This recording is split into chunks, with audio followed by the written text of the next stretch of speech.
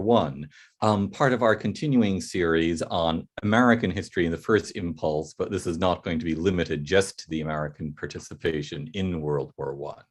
Now, I'm delighted to have three very distinguished professors whose works I'm only going to mention briefly and whose names I fear I will mispronounce because I've already done this at least once, so I will ask them to forgive me. Dr. Joseph Loconte is the director of the B. Kenneth Simon Center for American Studies and AWC Family Foundation Fellow at the Heritage Foundation. And a distinguished career and publication record. Sir Hugh Strachan is Professor of International Relations at the University of St. Andrews and Emeritus Fellow at All Souls College. Author of, among other things, The First World War, Volume 1, To Arms, and again, an extraordinarily distinguished publication record, and it's also been heavily involved with the preparations for the centenary of the First World War, serving on the UK and Scotland National Advisory Committees and on the Comité Scientifique of the Mission du Centenaire in France. Dr. Jay Winter is Charles J. Stille Professor of History Emeritus at Yale University, author or co-author of 25 books, including Socialism and the Challenge of War and Ideas and Politics in Britain, 1912 to 1918. Now, in the chat button at bottom, I believe, you will soon see a list of all of their publications, or some extraordinary large number of them, with links, including how to purchase them on Amazon. I encourage you to take advantage of that. So what we're going to be doing, there will be each of our panelists speaking for 12 to 14 minutes apiece, conversational talk. There will then be discussion and questions. Some of them might be from me. Ideally, however, they will be from you, the audience. Please put in your questions in the chat and the question and answer buttons, Q&A buttons at the bottom. The professors can read them. I will be sending them forward to the professors, not in chronological order, just in a way that will encourage a fun conversation. If your questions don't get answered, don't worry. You can send them to me, randall@nas.org, and I'll be happy to send them on to the professors so they have the option of answering. And also don't worry about missing this or any portion, it'll be recorded for posterity. Having said all that, Professor Loconte. Well, thank you, David, and thank you for the National Association of Scholars for the invitation to join this panel. It really is an amazingly distinguished panel, and with any false sense of modesty, I am the warm-up band for these two World War I scholars who are going to follow me. Let me just offer some thoughts to try to put the consequences of the war in a kind of larger context, particularly the European context. I mean, I think to get a sense of the intellectual mood in the years after the First World War, just think about the reaction of London's literary elite when T.S. Eliot was baptized and confirmed in the Anglican Church in 1927. Remember, that's T.S. Eliot before his conversion. Think about this, where he says, we are the hollow men, we are the stuffed men, quiet and meaningless as wind and dry grass. How could the author of The Hollow Men and the Wasteland, poems that were drenched in the cynicism and the disillusionment of the post-war generation, how could he find solace in such a primitive superstition? How could a leading light of the literati commit such an act of betrayal? Virginia Woolf, a member of this exclusive club, was appalled, and she wrote to a friend. Here's a few lines from the letter. I've had a most shameful and distressing interview with dear Tom Eliot, who may be called dead to us from this day forward. He's become an Anglo-Catholic believer in God and immortality and goes to church. I was shocked. A corpse would seem to me more credible than he is. I mean, there's something obscene, she says, in a living person sitting by the fire and believing in God. That's 1927. I think the war had something to do with this attitude, something to do with it. As Professor Winter observes in his really marvelous book, The Great War, half of all the men who served as soldiers were captured, wounded, or killed. And so the war, as he put it, democratized suffering. Nothing like it had ever happened before, he writes. And Professor Strachan calls it the great modernizer as well as the great destroyer of the 20th century. I think that's exactly right. the unprecedented butchery of this war produced not only a deep sense of grief and disillusionment, I think, it created a feeling of helplessness, a kind of psychological gloom among many of the survivors. We see it, of course, in the anti-war literature of the period. Eric Remarque, in his memoir, All Quiet on the Western Front, describes a generation of soldiers who returned to civilian life weary, broken, burnt out, rootless, and without hope. And this mood, of course, is acute among the writers and the artists and the public intellectuals, but also affects ordinary citizens, middle-class Europeans. Listen to the historian Richard Overy in his book, The Twilight Years. Dismay, he writes, dismay was a mainstream concern for the generation living after the end of the First World War. The prospect of imminent crisis of a new dark age, he writes, became a habitual way of looking at the world, the prospect of imminent crisis. So the war produced, I think, kind of fearsome consequences, vast in their reach, utterly destructive in their results. Let's call these consequences, in light of our own situation today, let's call them pandemics. The first of these consequences was in fact a biological pandemic, right? The great pandemic of 1918, known as the influenza, the Spanish flu. It probably was spread by US soldiers when they crossed the Atlantic into the European theater. Influenza killed at least 50 million people in a matter of months, 50 million. That's about 10 times the number killed by the COVID-19 pandemic, which just let that hang in the air for a moment, that kind of destructive power on top of the casualties and destruction of the First World War. So the influenza is so disruptive, so lethal, killing maybe 6 or 7 times the number that perished in the trenches along the Western Front, that arguably it contributed to several other pandemics. I'll keep using that word. One of them was Marxism-Leninism. Karl Marx, of course, published his Communist Manifesto in 1848, but the communist movement, it's really going nowhere until the cataclysm of 1914, 1918. When the communist revolution overthrew the Romanist czars in 1917, Russia is convulsed by civil war and by influenza.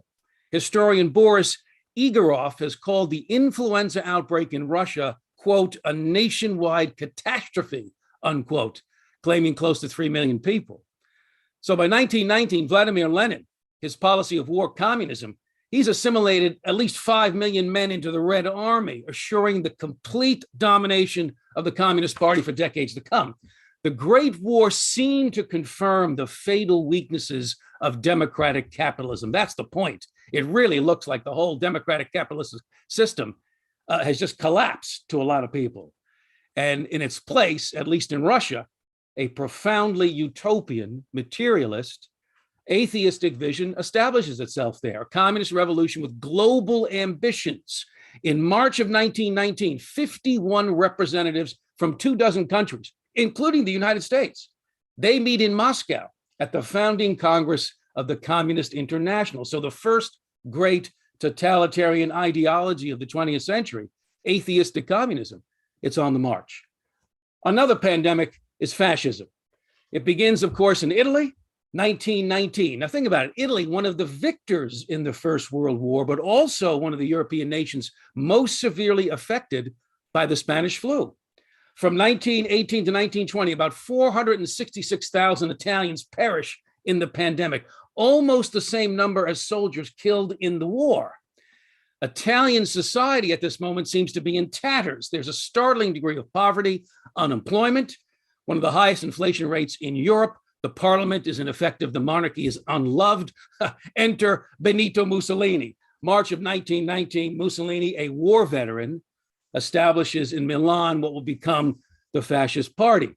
3 years later, he and his 40,000 black shirts, most of them ex-military, they march on Rome, they seize power. Now, my own family history, I should say, is kind of tied up with some of these events in Italy. My paternal grandfather, Michael Loconte, he was living in America when the war broke out. He fought for the Americans, sent to the European front, fights there in the Meuse-Argonne, comes back, and then eventually gets his family out of the United States. My father, my Uncle Vito, there is an Uncle Vito in the family, and my grandma, they leave fascist Italy in the 1930s. My maternal grandfather, Giuseppe Aiello, born in Italy, born in Ventotene, off of Naples. He leaves in 1921, 100 years ago, this year. He was 16 and never looked back. So here we are. Well, under Mussolini, Italy becomes the first European state to dispense with constitutional government, the putrid corpse of liberty, Mussolini calls it, the first country to embrace fascism and totalitarianism as a governing philosophy. Listen to Mussolini. The fascist conception of the state is all embracing, he says. Outside of it, no human or spiritual values can exist, much less have value. He just says it. And by the mid-1920s, the fascist disease, it has spread all over Europe. Within a decade, fascist or quasi-fascist movements, they appear in Spain, Portugal, Poland, Hungary, Austria, Greece, Romania, and of course, Germany. Well, the fourth pandemic is the ideology of eugenics. And let's take a couple of minutes with this. In the last year of the First World War, 1918, many Americans are preoccupied by a controversial silent film called The Black Stork. Just think about the title of that film, The Black Stork. It's a propaganda film advocating the elimination of children born with severe illnesses or disabilities. The eugenics movement, this effort to improve the human gene pool by isolating and sterilizing those considered unfit to reproduce. It was active before the war, begins in the late 19th century after Darwin. Francis Galton, who coins the phrase eugenics, good birth, to promote his social vision. Listen to how Galton puts it in 1909.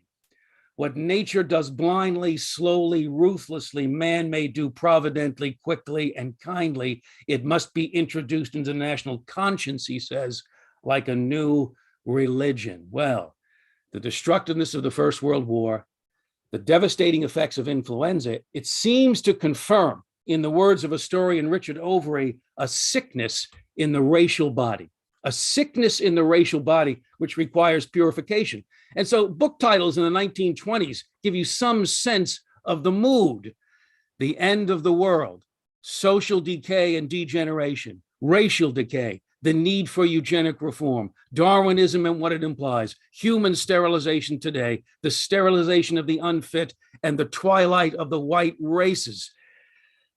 Oxford-trained zoologist Charles Blacker spoke for many when he warned in a 1926 book of a biological crisis unprecedented in the history of life. Here's the thing that's so troubling to guys like me. Medical and scientific authorities support this violent form of social Darwinism, and they get appointments at institutions such as Harvard, Princeton, Columbia, and New York's Museum of Natural History. What began as a fringe pseudoscientific idea, it became mainstream thinking in the premier scientific and academic institutions after the First World War.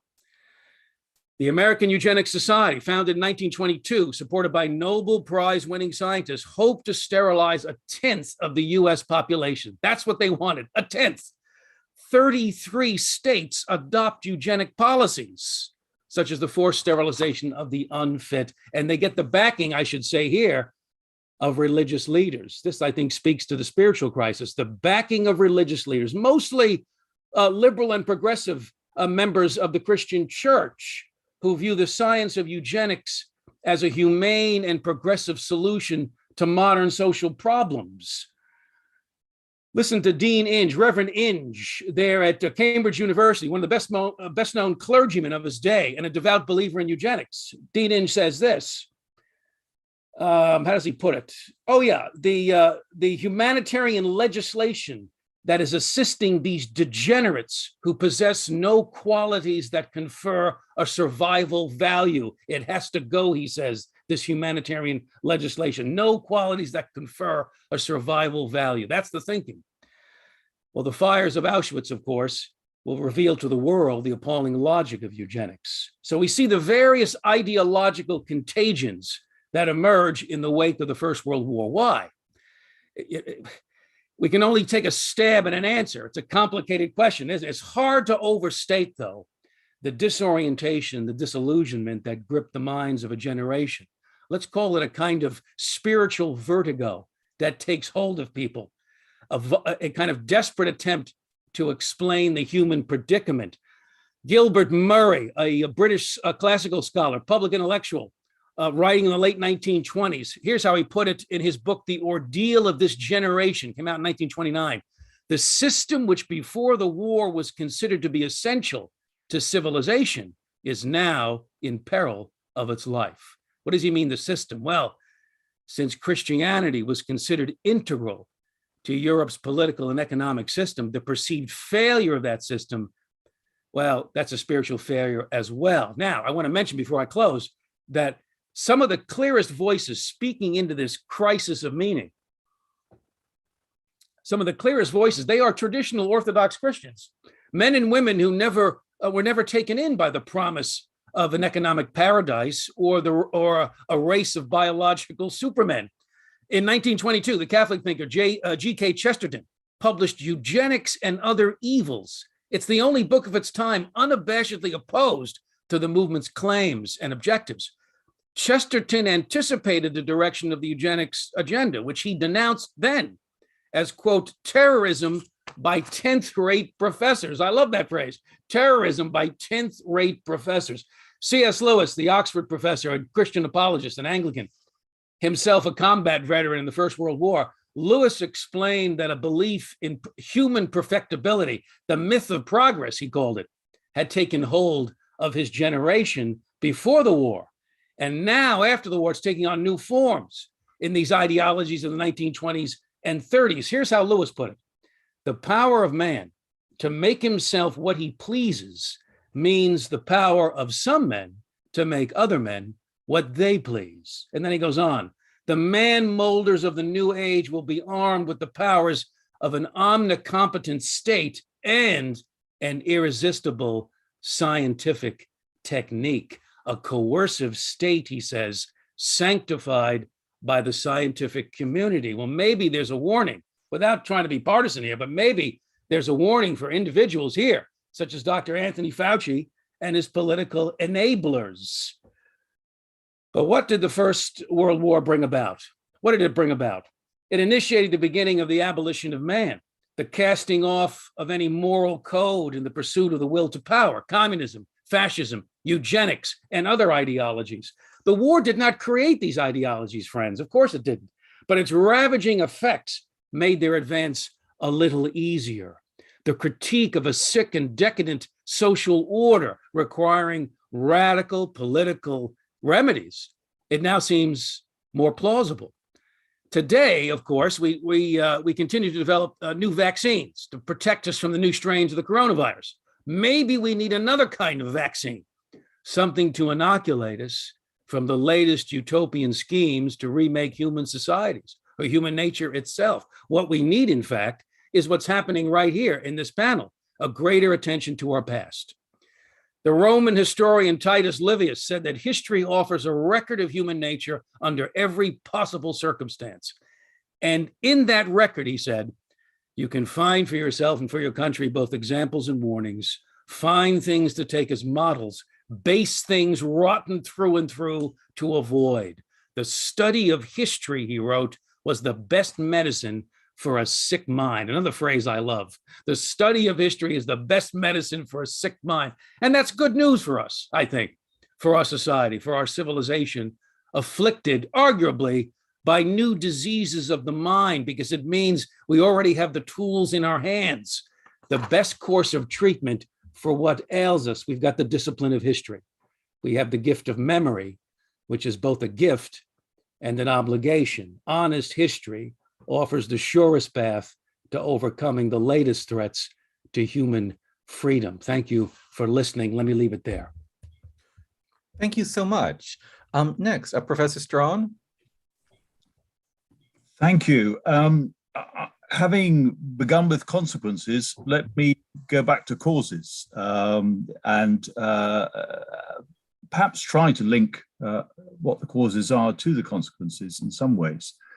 One of the things I'm now somewhat bizarrely hold a chair of international relations for the first time in my life. I'm really a historian, so it proves you can con some of the people some of the time, but it provides me with a very congenial berth, and they let me go on practicing history. But I'm struck as a historian and a historian who works in the First World War, how much scholars of international relations still repeat many of the things that I was taught as an undergraduate, but which I now don't believe. They tell you that the Anglo-German naval arms race was a vital precipitant in terms of the war, neglecting the fact that Britain and Germany went to war as the last stage of the July crisis, not the opening stage of the July crisis, that this crisis had been running for a month by the time that particular war, the war between Britain and Germany, broke out.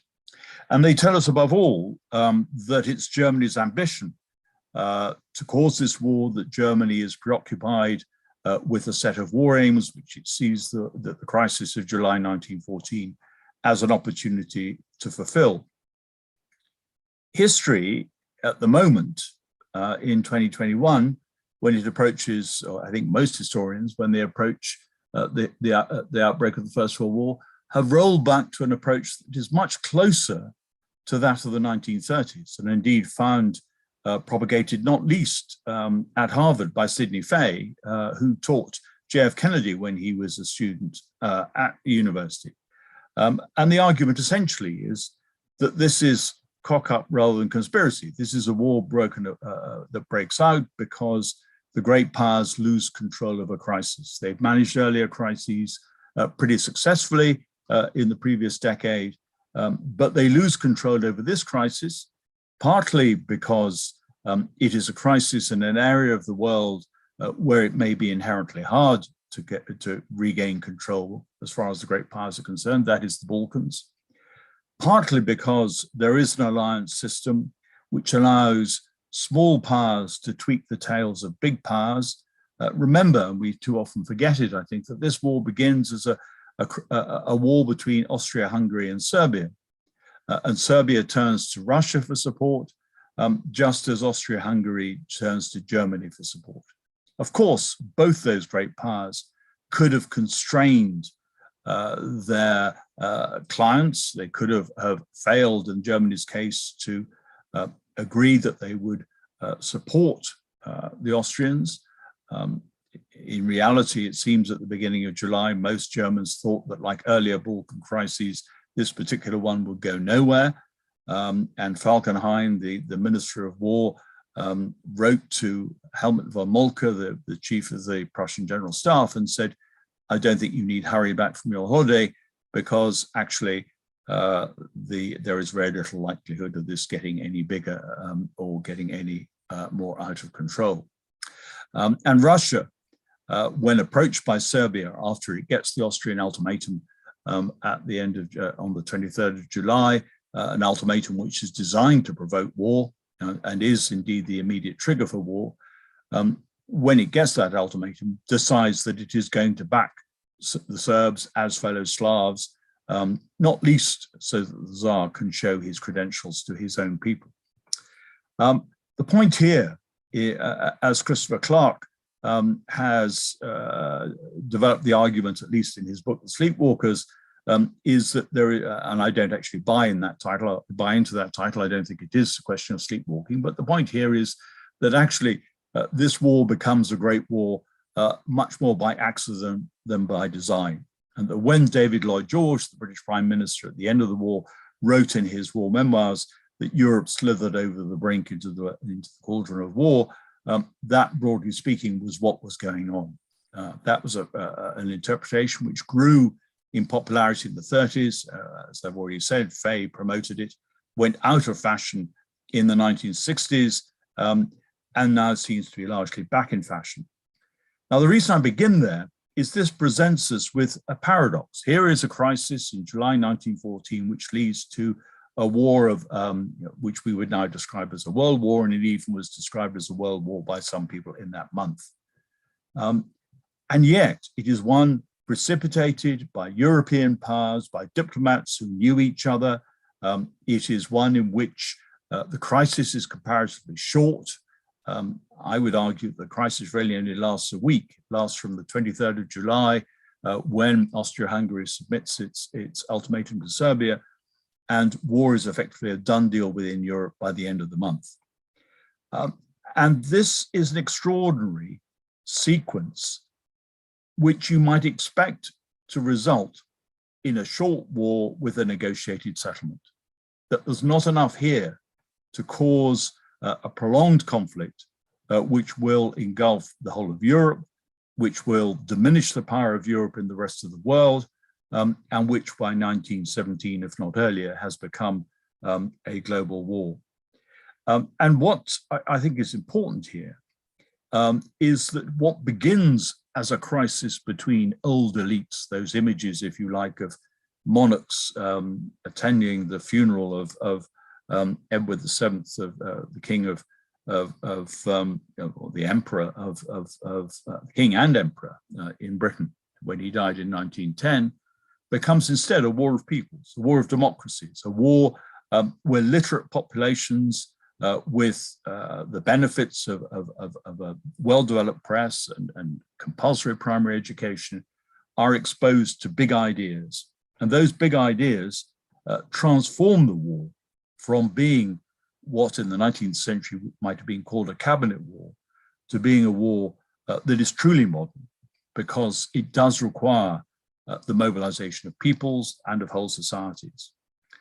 And the ideas, the big ideas that underpin that, become prevalent within days and certainly no more than weeks of the war's outbreak. Britain argues that this is a war for international law, for treaty rights and treaty obligations. France sees it as a war of civilization, a war to defend the values of Europe as they have been developed in the aftermath of the French Revolution. And Germany responds by seeing it as a war for German culture and for the prospects of a new way of looking both at economic and social relationships within societies. Part of that will, of course, develop into fascism and into the other movements that Joe has just talked about. But at this stage, these are embryonic ideas. It is easy to see them as the products of propaganda, but actually it is very hard to distinguish what the press is saying, most of which, of course, is under tight censorship, from what the people themselves are believing. Because, of course, they need explanations. They know that they're on the brink of big events. The outbreak of war is for many one of those moments where people could remember long after where they had been when they heard the news. Just as people of my generation knew where they were when they heard that Kennedy had been assassinated, or when they watched the crashing of the jets into the Twin Towers. So those big ideas then actually make it very hard to bring this war back under control. The war is now not open to negotiation. What is striking, I think, about the initial July crisis and about the initial belligerence in this war is they don't go to war for reasons of territorial conquest. They don't explain what they're doing in terms of the need to control territory, in terms of acquiring territory. That is something which the later belligerents use as reasons for entering the war. So when Japan enters the war, when Italy enters the war, when Greece enters the war, when Bulgaria enters the war, when the Ottoman Empire enters the war, each of them thinks pretty hard about what they want to get out of this war as a result of as a condition of their belligerence. And those aims are largely defined in territorial terms. And we might see that as acquisitive, as imperialist, as colonialist, but what it actually means is there is basis within that for negotiation. You can talk about defined objectives. The problem with the big ideas, as promoted from the very beginning of the war, is that they're not capable of easy definition. And then two things happen which cement this expansion of the war. The first is really the consequence directly of the war itself. If you think of the situation at the end of 1916, with a massive loss of life on the Western Front at the Somme and at Verdun.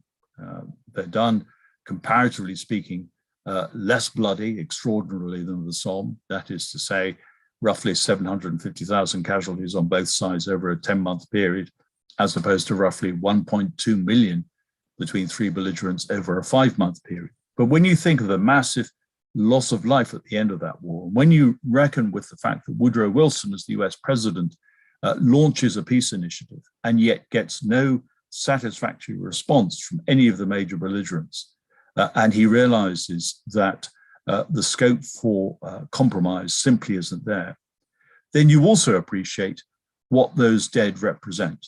They represent sunk costs. They make it impossible to think about negotiation. It simply can't be true that your country has lost that many people and suffered that much for a return to the status quo ante, for a compromised peace, for anything other than outright victory. And when Wilson confronts that, and when he then leads the United States into the war, the effect is actually to widen the war yet more. Because when the United States enters the war, it does so with a very different view of itself. Having believed that the American form of democracy, that America's manifest destiny was something unique to the United States, now the conviction grows that actually it must be applicable to other countries, and that a new international order should be based on that premise.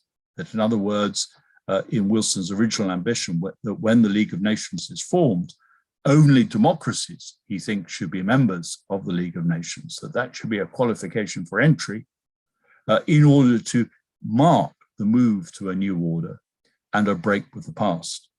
That ambition is not fulfilled, but what it does is, of course, continue to elevate the role of the big ideas, continue to present this as a struggle between competing ideologies, particularly, of course, by then, a struggle with communism, given the revolution in Russia at the end of 1917. And as a result, this war is a very hard war to end. The war does not end in November 1918, but carries on because so many of the subordinate wars that have piggybacked on this war, the war to sort out what will happen with the collapse of the Austro-Hungarian Empire, the war to sort out how the Ottoman Empire will redefine itself after its defeat, the war essentially to work out what will happen with the collapse of Russia and what will take place in the Baltic states. All these wars continue for the next 4 years, and of course continue to have repercussions after that. So it's this expansion, this paradox, if you like, of something which historians would now see as beginning for comparatively trivial, and I use that word advisedly, reasons, but then becomes so massive that it cannot be resolved without thinking through ideas and concepts that really aren't capable of being applied systematically or pragmatically through the systems of diplomacy and negotiation.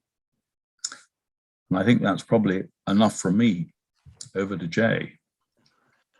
Well, thank you, Hugh, to indeed provide a bridge to the remarks that I wanted to make that I think come out of some reasoning that we share with an entire generation of historians, and that is the First World War it didn't end on the 11th of November 1918. The war on the Western Front did, but the war more generally did not. So there is I think a whole generation of scholars who define what is now called the Greater War, a war that's possibly started in the Balkan Wars of 1912, certainly that provided the same kind of evidence about what heavy artillery does to the human body as anything that happened on the Western Front, and continued until the defeat of the Greek army by the new Turkish army under Mustafa Kemal, later Ataturk in 1922, producing the Treaty of Lausanne in 1923, which is the end of the war. So the Great War of 1914-18 is now, I think, a matter of the past. There's a greater war that happened, and it's a greater war in every conceivable sense.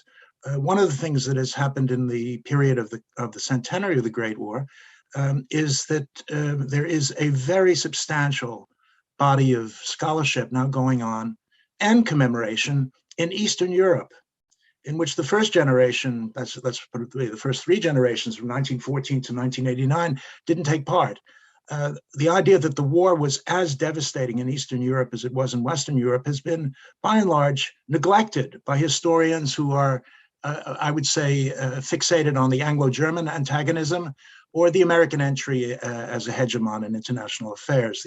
The Atlantic Western European orientation of First World War historiography is now a thing of the past. It was a global war, and part of that global war was a series of conflicts. And you and I have been discussing these matters for now nigh on 40 years. I'm delighted to be here with my good friend Hugh Strachan. The number of people who died after 1918 in combat or as a result of combat is equal to the number of people who died in combat or as a result of combat before the 11th of November 1918. Nobody knows how many people died in the Russian Civil War, but the, shall we say, conservative estimates indicate that there was a second Great War in combat and chaos, which I think it's true, Professor Loconte requires an epidemiological dimension to it. I think I'll take Professor Fauci's lead on that and many other issues, because the epidemic mortality of dysentery, of cholera, of malaria is something on which he knows a great deal, and certainly a great deal more than I do. And when you add these deaths to the deaths of maltreatment, of horrible atrocities by white armies and red armies, by Greek Orthodox, Greek soldiers against Muslims and Muslim soldiers against Greeks, I think what we come to is an understanding that the war was a tragedy of a kind that I think is primarily a humanitarian tragedy. In my view, the First World War made thinkable what happened at Auschwitz. It made it thinkable, possible. And the primary step I would say to it, again, which has not been for a long time at the center of First World War scholarship, is the Armenian Genocide of 1915. It not only happened, but it happened not in the dark. It was done by a triumvirate of leaders of the Ottoman war effort in the full knowledge of their German allies. And in fact, those churchmen who came back to Bethmann Hollweg asking for him to ask their allies to stop what appeared to be the murder of an entire people, Bethmann Hollweg's response was, his hands are tied. That this is alliance diplomacy, and we can't speak out against what they're doing. The Armenian Genocide, as indeed Raphael Lemkin showed, is the origin of the term genocide.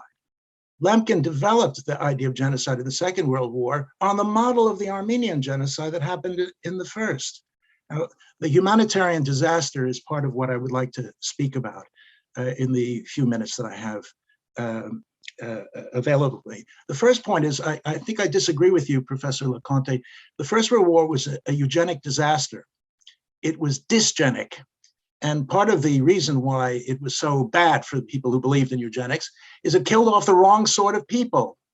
The people who go to Oxford and Cambridge colleges or to the great Saint-Cyr Military Academy or Sandhurst or whatever. Eugenics was about getting the right people into large families and stopping the wrong people from having families that could multiply and as it were, invade the world, maybe even replace populations. This is where eugenics, I think, goes into a form of madness. The level of casualties, and this is something that Hugh was talking about, is so high that nothing possibly could justify that degree of suffering. And the humanitarian disaster that I would like to talk about is something that perhaps would enable us to agree that we all share a kind of cognitive dissonance.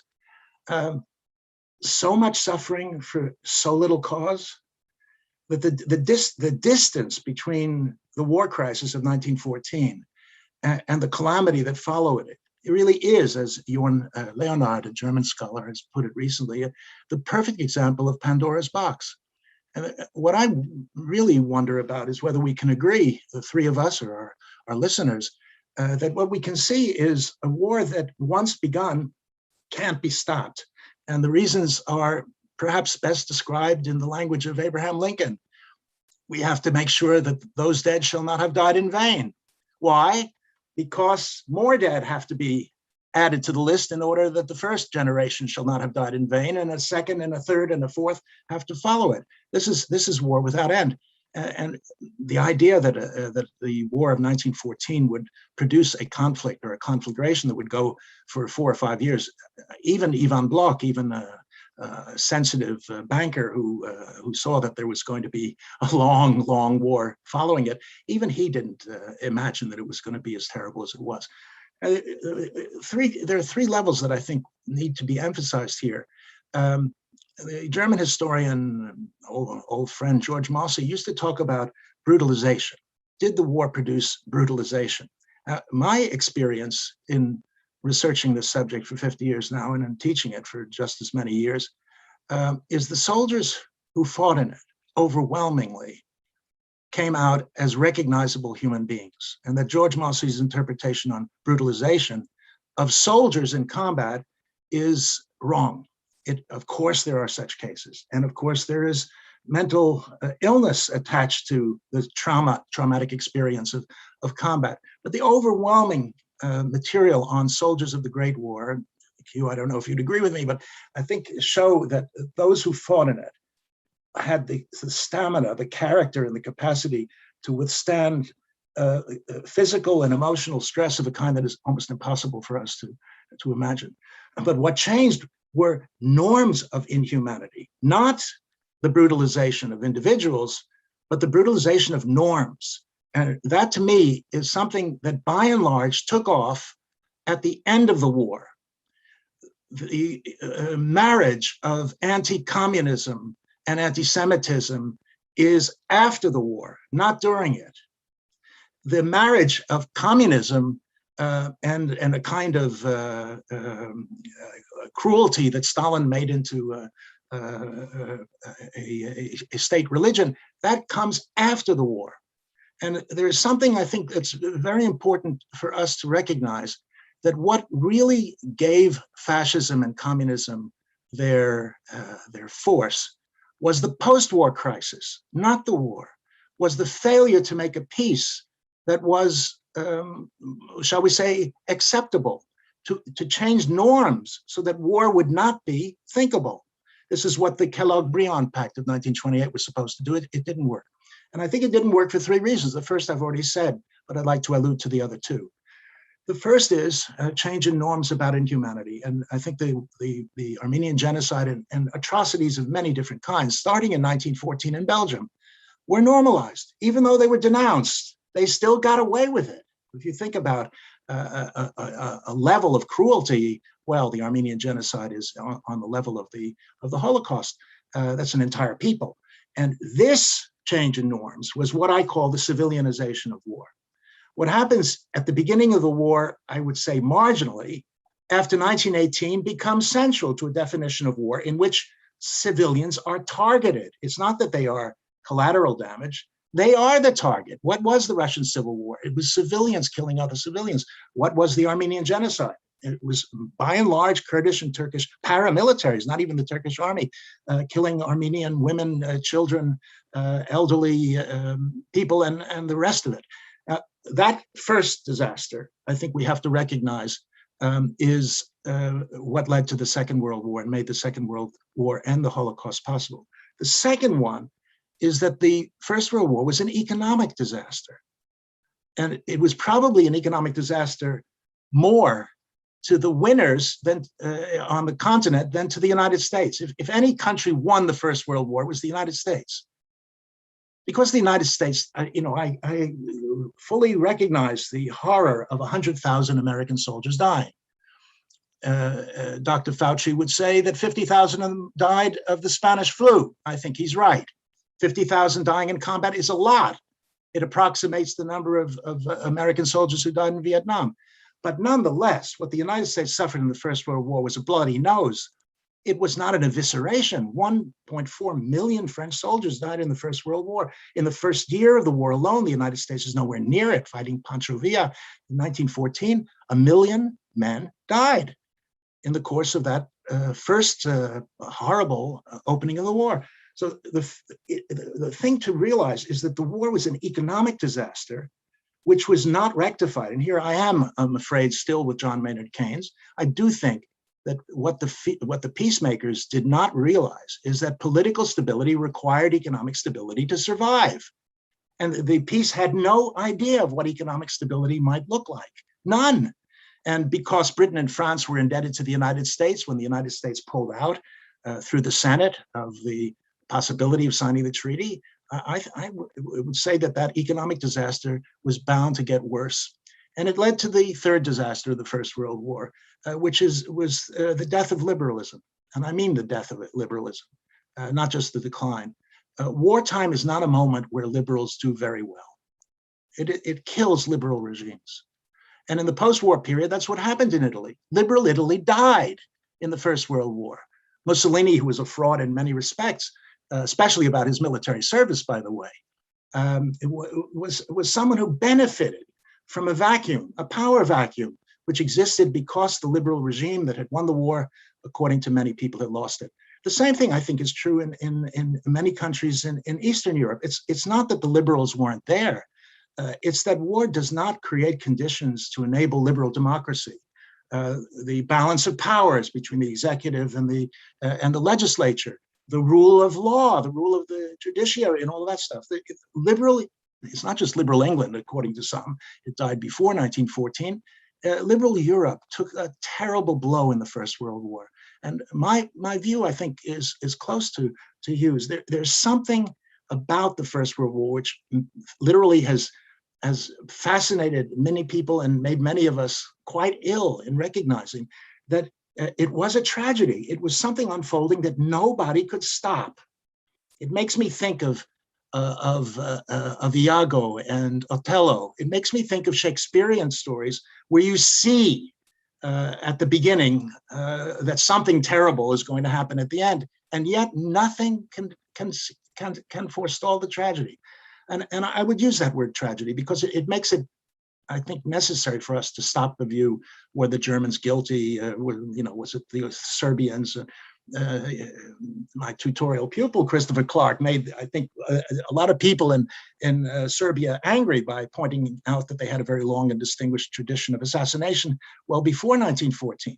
Well, this is not, in my view, the way to go in order to understand the dimensions of the tragedy of 1914-18. It's much larger. It's a much greater tragedy than are the men who set it in motion. And maybe that is the point, that what the First World War did was to make us all aware of the fact that our leaders are not up to the challenges of a world of force and power that they control. They're not up to it. Maybe we could parse this and say some of the leaders were better than others, but after many, many years, I have a feeling that the humanity of the leadership of the fighting power of the combatant countries on both sides were overwhelmed by it. They simply were unable to handle the dimensions, the shocking dimensions of the conflict. And as a result of it, I have a feeling that what we can conclude is that the First World War was exactly one of those rotten things we should avoid. And that maybe the United States entry in it too was one of those rotten things that the United States should have avoided. I will go so far as to say that if you want to create a generation of pacifists, set them studying the First World War. I think they'll do well to realize what a story of misadventure, of crimes fallen upon their inventors' heads, which the First World War signified. I don't justify either side of it, but it is very much a story of a plague on both their houses. Both sides lost the war and led, I think, through these three catastrophes, humanitarian, economic, and political. They created the conditions that led to an even darker future 20 years down the line. Thank you. Thank you so much. And there are some questions, and I'm going to I'm going to ask people to provide more questions in the questions and answers in chat. I'm going to start with a question perhaps prompted most by that last one. It seems to me that there are two legacies of the war. One, how we died, all the bad things, but then the way that the Great War affected how we lived, which I don't think I've heard so much about in this discussion. I'm going to say the idea of the Great War as the forcing house of the administrative state, the welfare state, the forcing house of women's suffrage, and then a host of things, but let's say something as small as battlefield medicine, making it possible for great surgeries to this modern day come out of the techniques invented in the World War I. How would you weigh them? I mean, let us say that there is a legacy of the World War I in how we live rather than how we died. How important should we judge that legacy in remembering, assessing the First World War?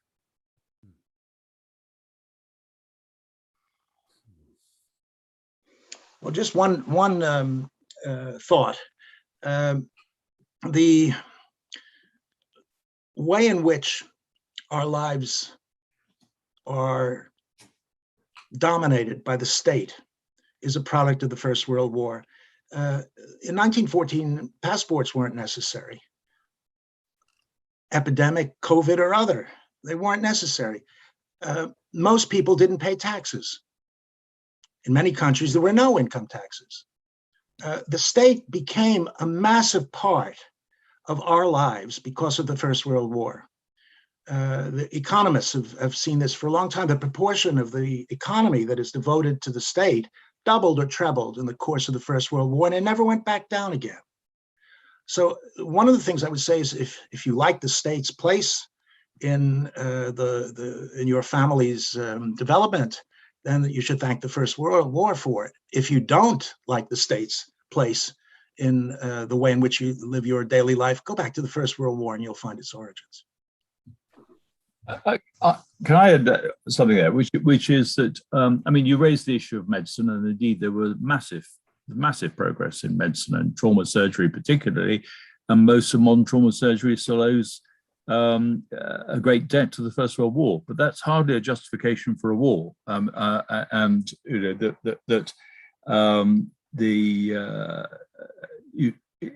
think that applies to most of the other arguments. I mean, for sure, the war is a modernized. I mean, flight is a classic illustration. The speed of progress, the development of flight between 1914 and 18 is dramatic.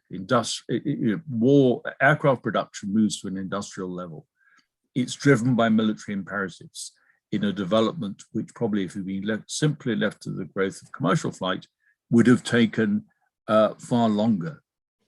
But again, that's hardly a justification for going to war. It's a product. I mean, as a historian, or as historians, is something we must observe as a product. But that itself does not provide a justification for the war. I think that I'm using the word justification, and part of the challenge here is that in 1914, each of the belligerents managed to persuade themselves that they were fighting for reasons that were just, although there was no big debate about what we would now call just war theory. I mean, it's striking how absent that discussion is in 1914. And of course, the laws of war themselves are largely focused on dictating conduct rather than trying to deal with the issues of why go to war in the first place. Indeed, they haven't got to that point, although many international lawyers before 1914 hoped that they will.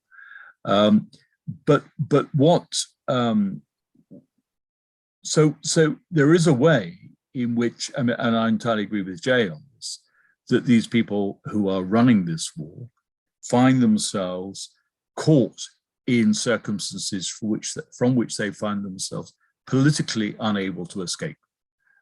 They are essentially nationalist politicians fighting a war fought in the name of nationalism, justified very often by wider international explanations like democracy, rule of law, and so on, but with no way out.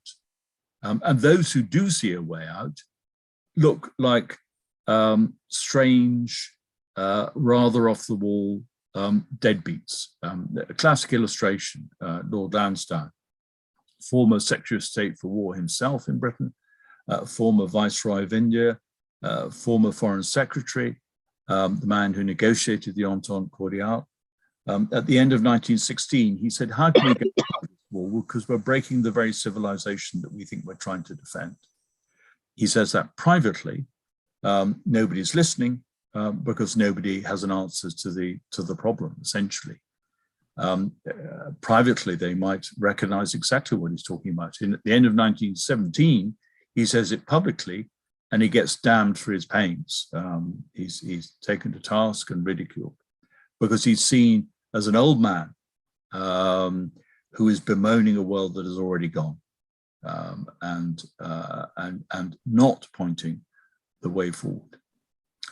So part of the problem here is exactly the capacity of the war to explain itself in terms of a drive to modernism, maybe, but in ways which, as we know, we find very hard to stomach. David, if I could just throw in a quick thought here in answer to your question. One positive consequence of the war, and not to use as any justification, is that the humanitarian tradition, the tradition of humanitarian relief most associated with the United States, that really began in the First World War. And Herbert Hoover is the key player here. His initial work in rescuing Belgium, the civilians of Belgium during that war, the way he negotiated between the belligerents to provide relief. And then, of course, the Russian famine of 1921, 100 years ago this year, when Vladimir Lenin turns to the United States for help because millions of Soviet citizens are now at risk of starvation because of the famine and also because of communist policies. And it's Hoover who organizes the most successful and daring humanitarian relief campaign in the history of mankind. We probably rescued at least 10 million Soviet citizens from death by starvation and disease. I think at its peak, the program was feeding, at its peak, about 10.5 million Soviet citizens a day we were keeping alive. That's almost the population of New York City. It's an astonishing act of American exceptionalism. I know there were political motives as well. We wanted to shame the Soviet regime and perhaps convince some of the Soviet citizens that communism was not the way. But regardless, the United States was the only country on the planet that had both the political will and the resources to orchestrate that relief operation. That's worth remembering, I think, in this context as well. I would agree entirely. In fact, I'd go further. The American Relief Administration under Hoover saved lives in an enormous crescent from Finland to Turkey. It wasn't just in Russia. It was the whole of this, what I call the Second Great War, in which civilians and in particular children were targeted, were the victims. He was a very great humanitarian. And as such, established a precedent which continued throughout the century. No doubt in my mind that you're completely right about that, and indeed the history of humanitarian aid must also be attached to the rescue of the survivors of the Armenian Genocide, many of whom made their way to France, where I'm living now, or to the United States, and who have indeed found that many different associations, organizations in Western Europe and in the United States are responsible for the survival of the Armenian people. It's a very important point that you're making. Thank you. I'm going to have a question building on one by Ray Sanchez. Can one of the presenters or all speak to the rising secularism and humanism that led to and created the context surrounding World War I? I want to just build this. There's also the idea that in effect, that World War I de-Christianized Europe. To put it bluntly,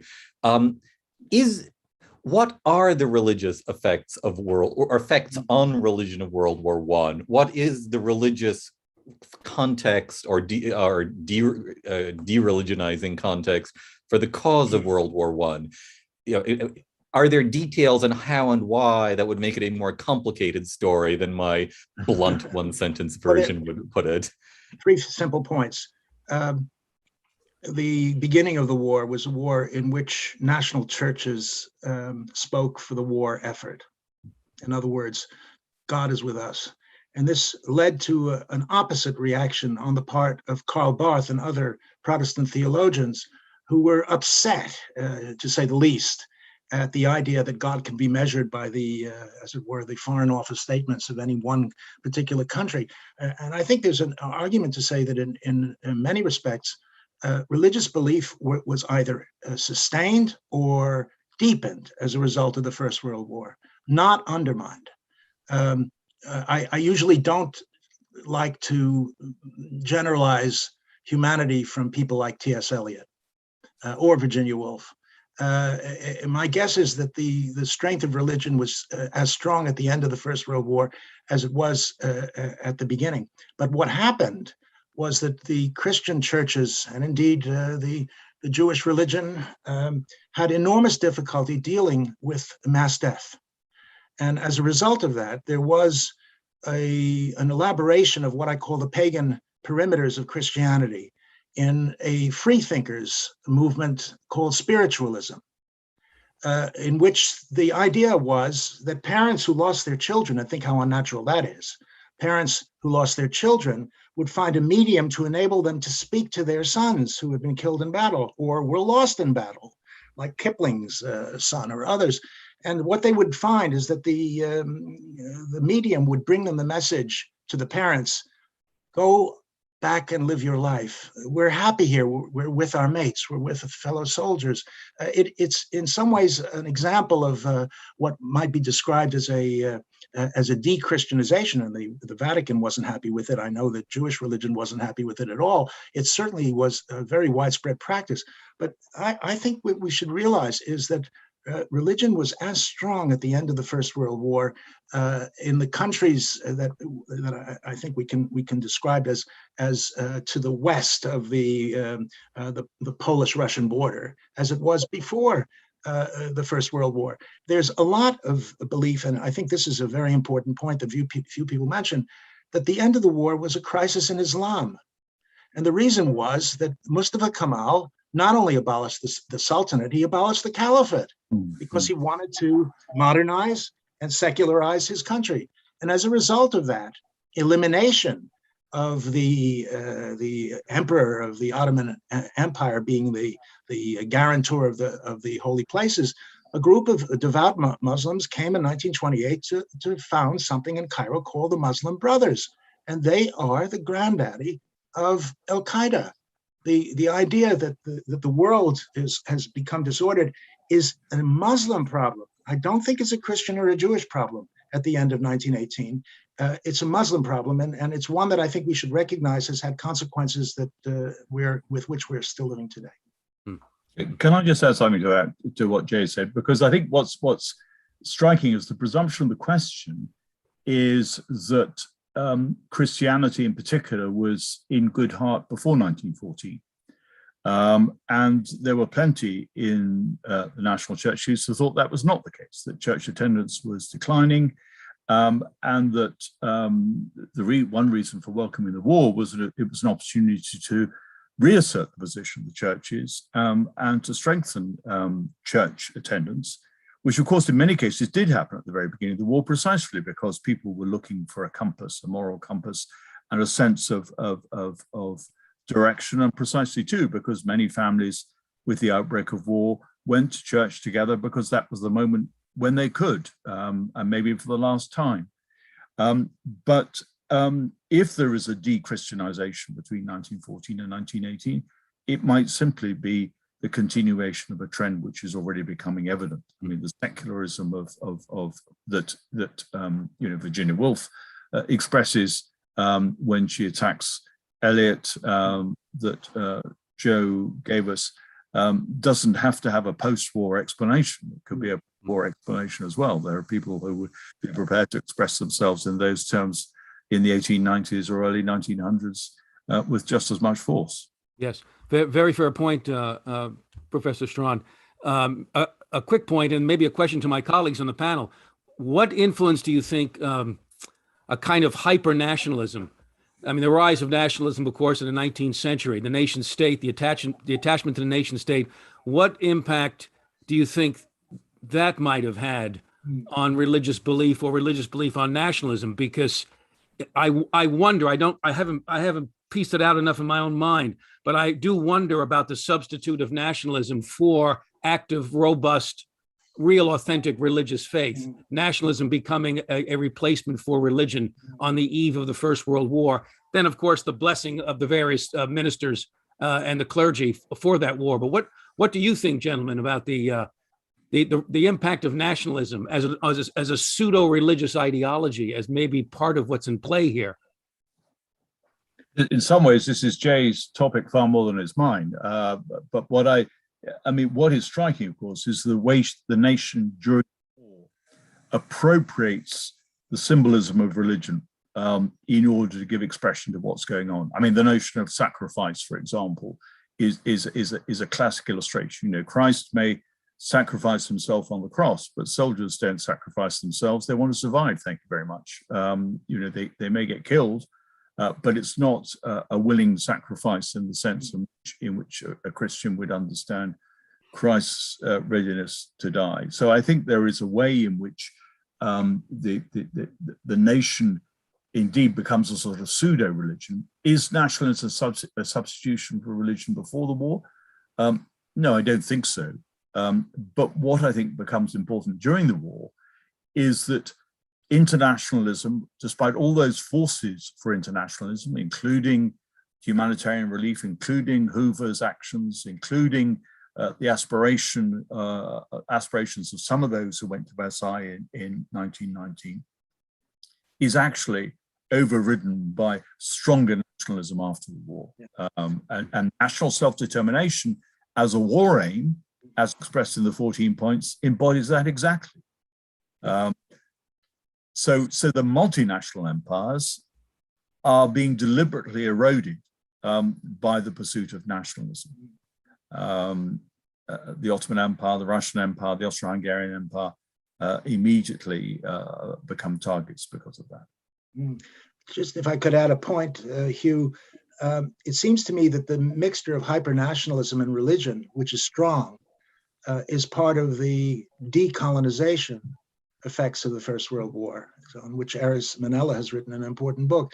Is what the war was clearly an imperial war in which the great imperial powers of the alliance won because they had the resources to do it. To a degree, it's possible to say that Germany fought a war to gain an empire, but couldn't win one because it didn't have an empire to match those of the Allies. But what happens because of the war is that the countries of the empires began to adopt a hyper-nationalism that had religious elements in it. Think about Mahatma Gandhi for a moment, who starts off the war pro-alliance and then winds up at the end of the war in an entirely different religious environment. The same thing is, I think, is true in many of the anti-imperial nationalist movements. They have hyper-nationalism along with religion, providing that with a kind of mixture, an explosive mixture, clearly in the world of Islam, that we now know we cannot ignore. So the end, one of the consequences of the imperial victory was imperial fragmentation that inevitably followed the fact that the war was a disaster for Britain and France, primarily Britain and France, more than the United States, and that decolonization movement happened at a particular moment. The moment was, and we lose sight of this, 1914 was the end of the first great wave of globalization. It took, as it were, the 30 years after the Second World War to launch another wave, but globalization comes to a stop in 1914. And as a result of that, the imperial power, or the financial and economic power and political power that drove empires forward as modernizing instruments, no longer could do it. I think that helps us understand why nationalism, as it were, suddenly got out of hand and became a very powerful element in destroying the imperial powers that won the First World War. Thank you. I'm going to switch to another question from the audience. Again, somewhat adapting. There's a question from Mitchell Langbird about, in fact, given how much the government interventions in World War I made for a certain amount of catastrophe and horror, why wasn't there a liberal reaction toward classical liberalism? I want to push and add to that. Were there, in point of fact, creative intellectual classical liberal responses to World War I which failed to gain an audience, and if so, why? Or did they, in point of fact, simply have no creative responses to the challenges of the Great War in the aftermath? Did the opposition win by default, or did they beat a compelling pitch for classical liberalism? Well, I'm going to define liberalism as parliamentary democracy for a moment, just for purposes of this discussion. And parliamentary democracy has a very, very hard road starting in 1914. In fact, I'm not sure whether you would agree, Hugh, but to a degree, running a war requires the suspension of parliamentary democracy. The Minister of State for War, Kitchener, wasn't, shall we say, brought up through the House of Commons. Or the House of Lords. This is a new phenomenon. Parliamentary democracy, of course, had nothing to do with the way that Germany ran the war. It's perhaps closer to the French model, but even there were very substantial inroads onto the way in which democracies operate. I think that the post-First World War period was one in which parliamentary democracies couldn't handle the consequences of war. Clearly, there was no such thing in Russia, but I have my doubts about the family members who remained in Italy. 1919 to 22 were dark years before Mussolini came, the years of terrible social conflict, occupation of factories, and so on. These are years in which democracy has very little purchase. In Yugoslavia, in Poland, in Hungary in particular, Red Terror, White Terror, these are periods in which violence is not the ultima ratio, it's the prima ratio. It's the first thing you do, not the last thing you do. So my guess is that America has problems with the word liberalism, doesn't it?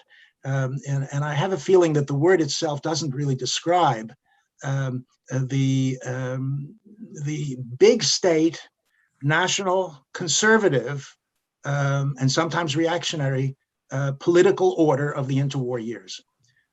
If you were going to look for a liberal spot on the European continent, it would be in Czechoslovakia.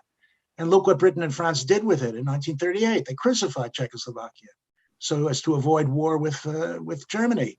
But I think liberalism died I would say, of the wounds suffered in the First World War.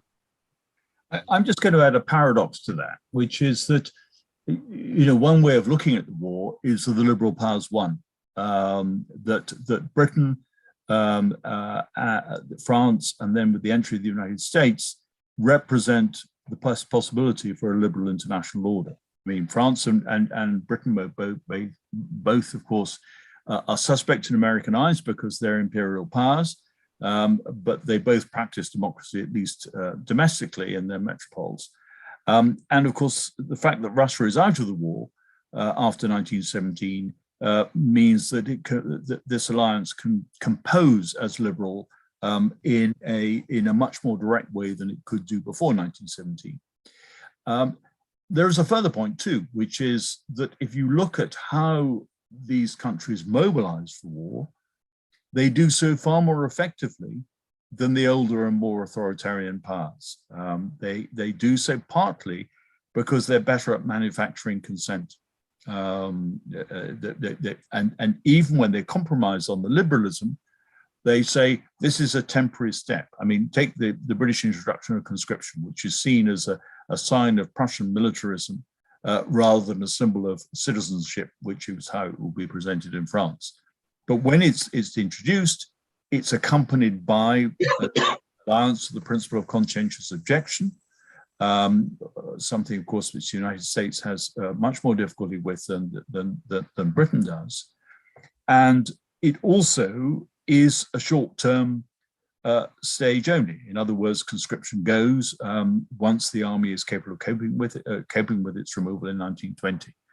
So it's seen as a wartime necessity, just as high taxes are seen as a wartime necessity, or inflation is seen as a wartime necessity. So in the short term, it seems as though liberalism might be in a good place. And those who saw themselves as liberals and were hoping for a restoration of a liberal order, of course, looked to the United States in large part to make that work. He's a conservative, but John Buchan, who actually was raised for much of his time just close to where I am sitting, but who became Governor General of Canada in the author. He has put his faith in the British Empire in a white version of a British Empire advocated by Milner before 1914. After 1918, he says that's the busted flush. That's not going to work. We have to have an order in which the United States takes the lead, in which the United States is part of what we're trying to achieve, if we're to establish a more effective democratic system. And of course, the United States does not take part and is not part of that lead. And without that, people who are left beached, they have no real option. And particularly, of course, I come back absolutely to what Jay said, the inability to bring the economy under control. And above all, I think the impact of the slump at the point where there might have been hope that the liberal order would assert itself seemed to me to be crucial. If I could just add a word here, thank you. Tremendous comments, gentlemen. And you've already alluded to it. The prestige that Woodrow Wilson has going into Versailles, right? The international prestige, the idea that the United States can somehow impose on the belligerents a new political order based on Wilsonian principles, based on this sort of liberal democratic ethos. There's a great hope, isn't there, at that moment? There's a tremendous hope that it's possible, that the idea of democracy and government by consent of the governed, that these ideas can really take hold in a new political order. And to me, it's just such a poignant and difficult sort of moment to think about the potential to reorder the system, the political system, the international system on Wilsonian lines, on democratic lines. But the hopes placed in Wilson are kind of astonishing when you think about what is said and the visual images of Wilson in Paris and all the rest of it. But one point, though, to put to you about that is Woodrow Wilson wanted self-determination for the white race and only the white race. And the problem was everyone was in Paris. Yeah, it was like a vast Turkish bazaar. Everyone brought their goods to sell to the people who had the power to buy them. And I think the conflict between imperial power and a liberal world order is ultimately what destroyed the peace conference. Because the British reading of the peace settlement isn't the same thing as the French, and it isn't the same thing as the American. It's very different. But once the American presence is no longer assured, then I think what Hugh rightly described as a liberal victory in the First World War it cannot be sustained. There's no liberalism in the British government's treatment of Ireland at the same time as the peace negotiations. There's a nasty counterinsurgency going on in Ireland or in India at Amritsar. This is a moment when the underbelly of empire, unfortunately, contradicted some of its more, shall we say, luminous spokesmen. What Wilson meant of that, he was a man of his times. We can't really judge him from our own perspective, but he was a Southerner. He didn't have a vision of global self-determination. And in fact, I'm not even sure what the word self-determination meant to him, because each time you just say there's a self that has the right to determine, within that self is another smaller self that would like to have the right as well. Azerbaijan, Nagorno-Karabakh, Armenia, these are examples of the deep problems in the concept of self-determination. Generating the American Revolution, which is where I see the meaning of self-determination. That's what the colonies did. They determined that they had the right to self-determine in 1776. Putting that message onto the imperial world of 1919, I think was simply a non-starter. Yes, Ho Chi Minh, as you know, was there at the negotiations and didn't get his day in the sun, as we know. But you know, the other two groups that weren't there, the Russians weren't there and the Germans weren't there. Sure. That seems to me to be a mad way of running. In 1815, the French were there in the middle of the peacemaking of 1815, but to exclude Germany and Russia from a world order, to reset the world order, strikes me as folly of a very high degree. I think one of the other challenges here too is that Wilson is presuming, to go back to a point that Jay was making, that the war had ended because it had ended on the Western Front when it hadn't. So the presumption here in the peacemakers is that somehow there is a peace to be made when the peace actually isn't made.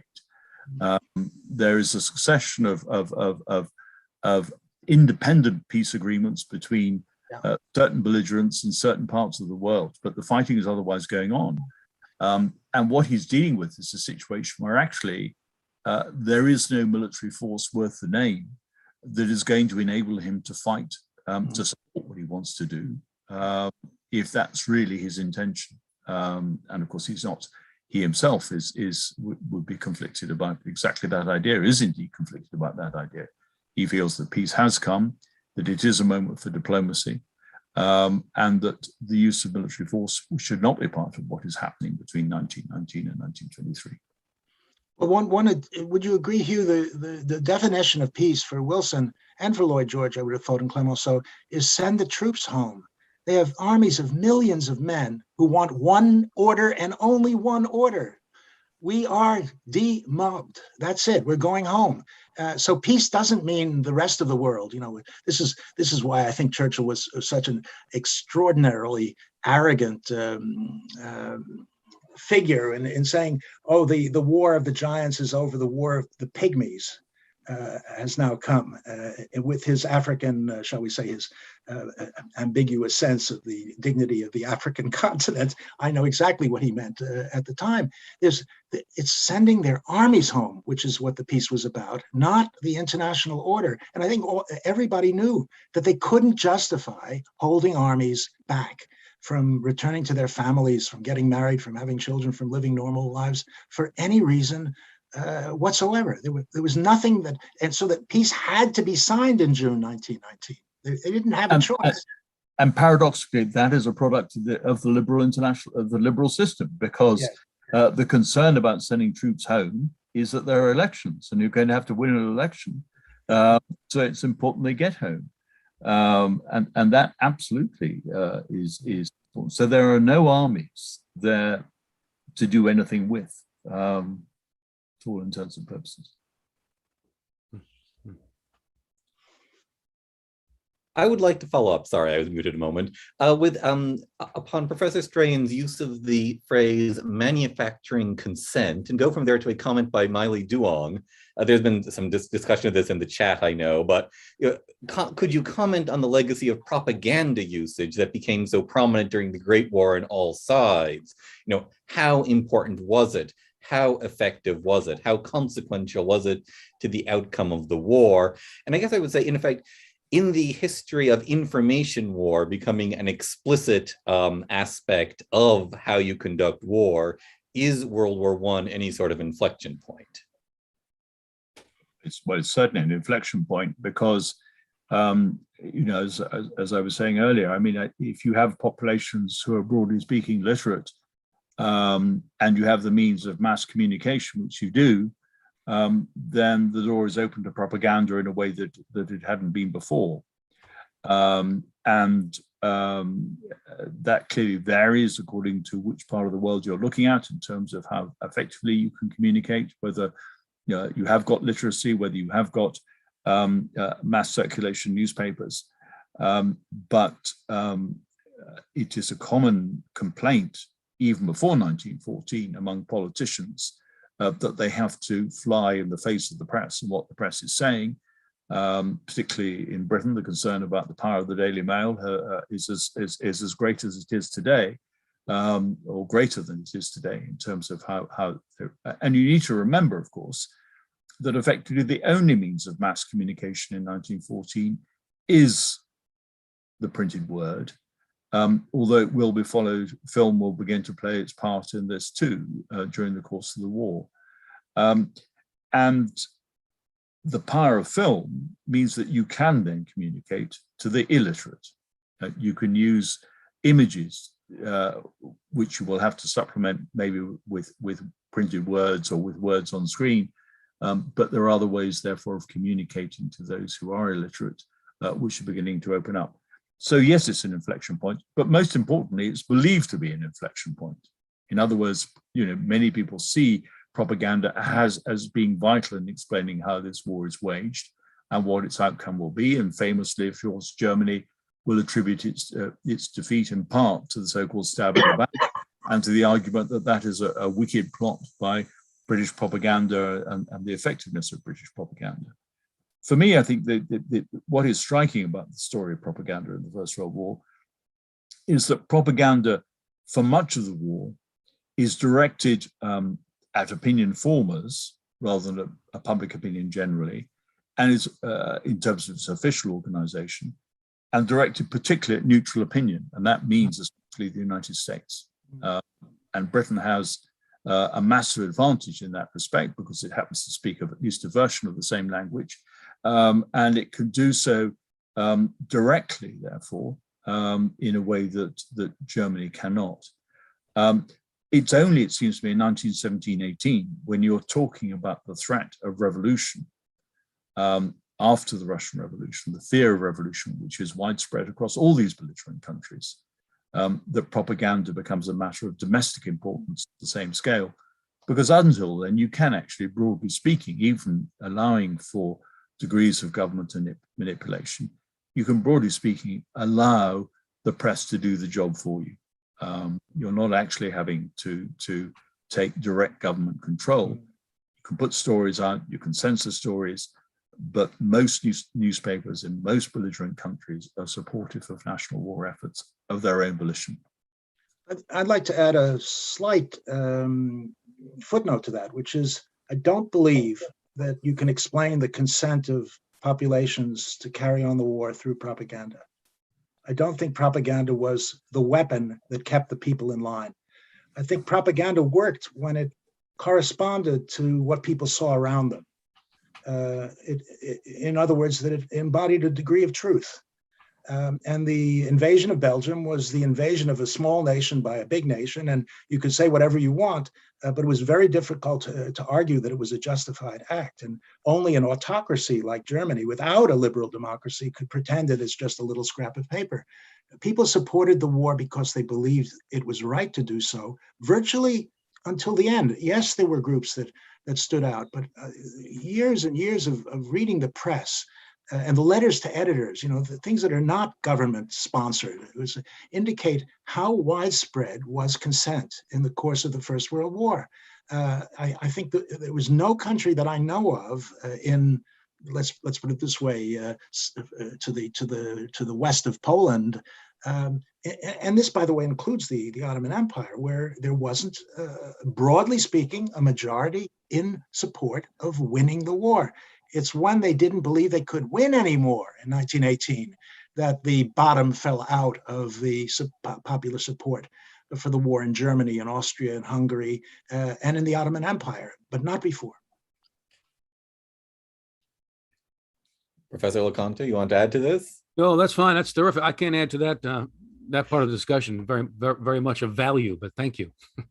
In that case, what I'm going to do is to ask if could I ask each of the three of you to give a final, minute or so summing up, because we're arriving towards the 3:30 mark. May I ask you to do that, and then I just give a farewell closing for the webinar.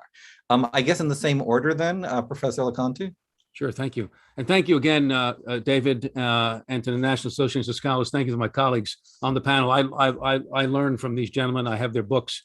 I benefited immensely from their scholarship. By any reckoning, the war is the great cataclysm for the 20th century, isn't it? It helps make the 20th century the barbarian century. One historian has said that the First World War was the single event most responsible for invalidating the idea of heroism, for giving us the idea that heroism is dead. And that's a huge consequence if you think about it. Just that consequence by itself, the impact of the war on the concept of the individual dignity. When you have so many men perishing in the trenches, in the mortars, in the poison gas, the barbed wire, and all the rest of it, the idea of individual heroism, the value of the individual, it seems to perish right along with all the hopes that people had for that war. And that's a huge consequence, it seems to me, for the 20th century and even into our own century. What is worth preserving about human personality, and where do we go for sources literary sources, philosophical sources, religious sources to shore up the concept of the individual, because it takes a severe body blow, it seems to me, in the First World War. And as my colleagues have suggested, it does seem to set us up for the atrocities that will follow in the Second World War. And if I could just make a comment here about a person whose life I've studied with some care, who fought at the Battle of the Somme, is of course J.R.R. Tolkien. And I actually have come to the conclusion, along with some other biographers, that Tolkien was really responding in many ways in The Lord of the Rings and The Hobbit. He's responding to this assault on the concept of the individual. And he says quite explicitly that his Sam Gamgee was based on the ordinary English soldier, the men he fought alongside. I think Tolkien is trying to revive and defend the concept of the individual through his works. There are other authors who are trying to do the same, but I think we face a similar challenge. That challenge has not gone away. The assault on the concept of the dignity, the value, the worth of the individual. It takes different forms, but the First World War, as these gentlemen have said, opened up a Pandora's box that we really haven't closed. Thank you so much. Well, if I'm next, I'm tempted to say that we become preoccupied with the things that concern us when we look at these, the past. We look at the past through the mirror of our own experiences, our own times, and we see different things that are important, different things from what people thought were important about the First World War in the 1930s or the 1940s or the 1950s. I'm struck by three aspects of this war which seem to me important to us now. One is that it can break out so easily, and in which people lose control, and in which alliance pressures dictated by junior allies, not by the major powers, can actually have a decisive effect. And that, for me, is the aspect of warning which I find most striking about this war, because I think it's the sort of situation in which we could so easily find ourselves in. The second, just thinking in that vein, and particularly in the light of this year's events, is that we justify war for exactly the same reasons as we've been talking about this evening, which is, our boys can't have died in vain. In other words, when things are being lost, you don't stop, or you're shocked when you do stop, because actually defeat is the one thing you cannot accept.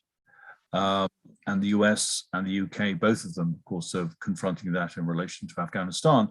But you will remember, with losses far less significant, of course, than those that were incurred in the First World War, there was the argument about, in relation to Iraq, Afghanistan, that there had to be some good that came out of that to justify what had happened to our boys.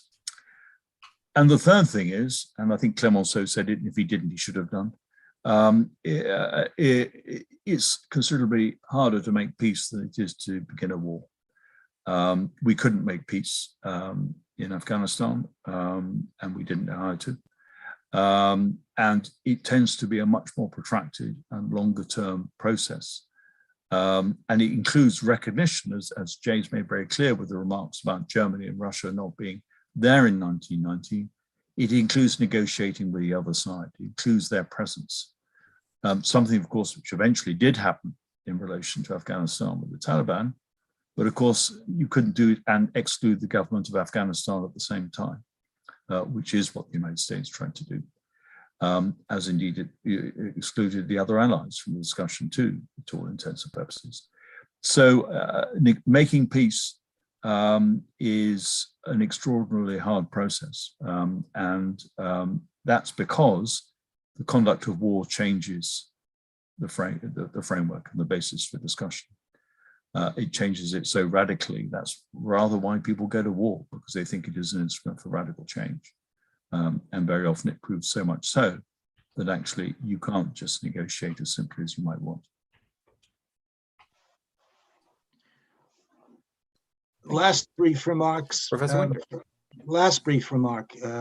Sitting here in Paris thinking about this conversation, I think it's very clear to me that including all the debates about Brexit, that the only way to understand the momentum that still exists in the European project is to go back to 1914.